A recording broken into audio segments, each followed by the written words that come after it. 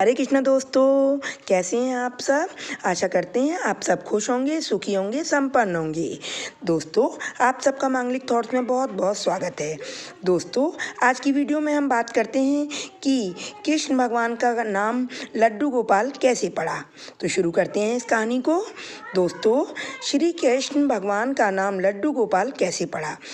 दोस्तों, भगवान श्री कृष्ण के कई नाम हैं। श्याम, मोहन, बंसीधर, कान्हा और ना जाने कितने नाम हैं, लेकिन इनमें से एक प्रसिद्ध नाम है लड्डू गोपाल। क्या आपको पता है भगवान कृष्ण का नाम लड्डू गोपाल क्यों पड़ा। दोस्तों, ब्रजभूमि में बहुत समय पहले श्री कृष्ण के परम भक्त रहते थे कुम्मन दास जी। उनका एक पुत्र था रघुनंदन। कुम्मन दास जी के पास बांसुरी बजाते हुए श्री कृष्ण का एक विग्रह था। वे हर समय प्रभु भक्ति में लीन रहते थे और पूरे नियम से श्री कृष्ण की सेवा करते थे। वे उन्हें छोड़कर कहीं नहीं जाते थे, जिससे उनकी सेवा में कोई विघ्न ना हो। एक दिन वृंदावन से उनके लिए भागवत कथा करने का न्योता आया।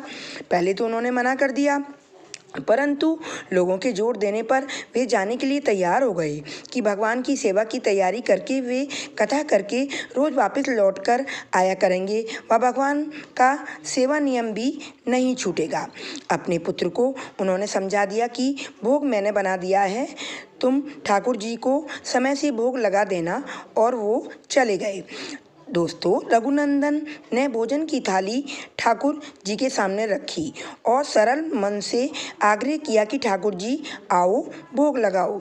उसके बाल मन में छवि थी कि वे आकर अपने हाथों से भोजन करेंगे जैसे हम खाते हैं। उसने बार बार आग्रह किया, लेकिन भोजन तो वैसे की वैसे ही रखा था। अब उदास हो गया और रोते हुए पुकारा कि ठाकुर जी आओ, भोग लगाओ। ठाकुर जी ने बालक का रूप धारण किया और भोजन करने बैठ गए, और रघुनंदन भी प्रसन्न हो गया। दोस्तों, रात को कुम्मन दास जी लौटकर आए तो उन्होंने पूछा कि भोग लगाया था बेटा। तो रघुनंदन ने कहा हाँ। उन्होंने प्रसाद मांगा तो पुत्र ने कहा कि ठाकुर जी ने सारा भोजन खा लिया। उन्होंने सोचा बच्चे को भूख लगी होगी तो उसने ही खुद खा लिया होगा। अब तो ये रोज का नियम हो गया कि कुम्मन दास जी भोजन की थाली लगाकर जाते और रघुनंदन ठाकुर जी को भोग लगाते। जब प्रसाद मांगते तो एक ही जवाब मिलता कि सारा भोजन उन्होंने खा लिया।